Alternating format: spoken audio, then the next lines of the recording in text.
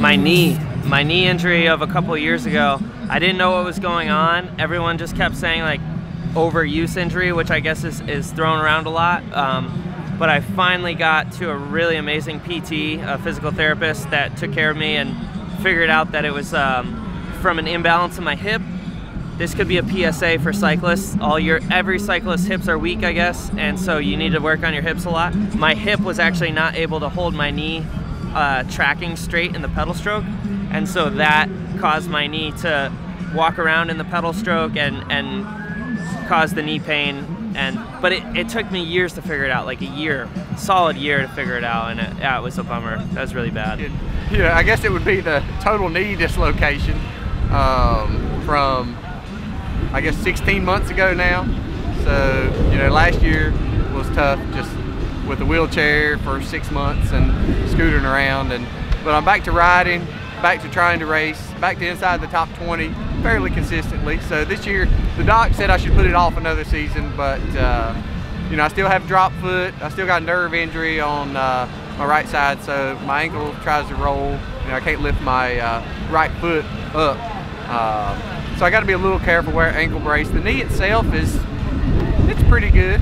I'd say it's 95%. So I don't really think about the knee, but just being careful with the ankle, and then other stuff that goes along to not having that muscle control from like at HPCX they had a fair amount of running, and I've been kind of struggling with an Achilles injury since then. It's not kept me from riding. I just got to be careful because it's inflamed and it hurts a lot with the wrong shoes. But and when I get over the barriers or any kind of run-ups, it's difficult to watch foot placement instead of just getting off the bike and charging up the hill.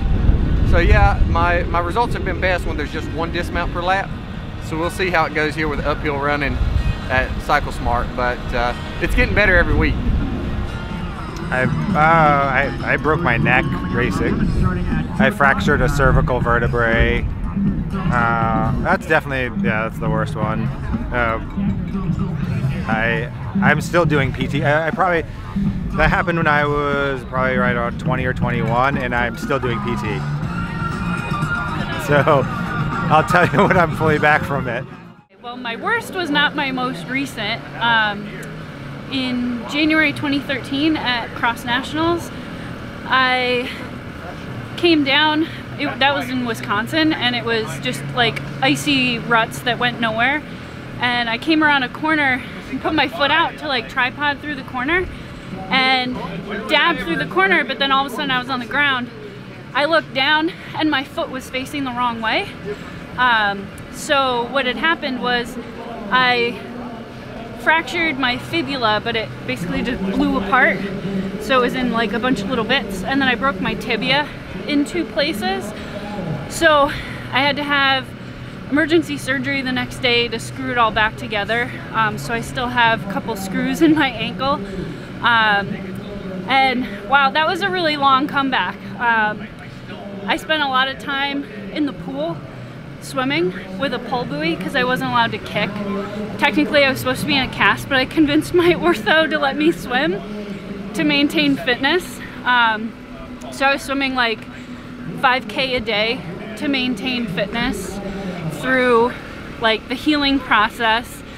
And then I would get on the stationary bike, like a recumbent stationary bike, and I would pedal with one leg so my left leg didn't get weak. And then yeah, I think halfway through June, I was allowed to start riding again outside, and I still managed to come back for that season, that race season in 2013. And I think at that point it was more mental than anything, you know, just not being afraid to hurt it again. The beginning of the season was a little like tough, like with the running, because I wasn't able to run until like August, and the season starts September. So yeah, that was a tough one, but I think it was mostly just like embracing what you can do is really the important thing when you're injured. A lot of people get hung up on what they can't do when they're injured, and they're, oh, I can't do this anymore, I can't do that anymore. It's like, you've got to forget all of that and just embrace what you can do on that day, and stay positive about it. And you know, a lot of it is the mental recovery too, of like not getting hung up on I'm gonna get injured again or whatever. So I think that's the hardest part, coming back from an injury like that.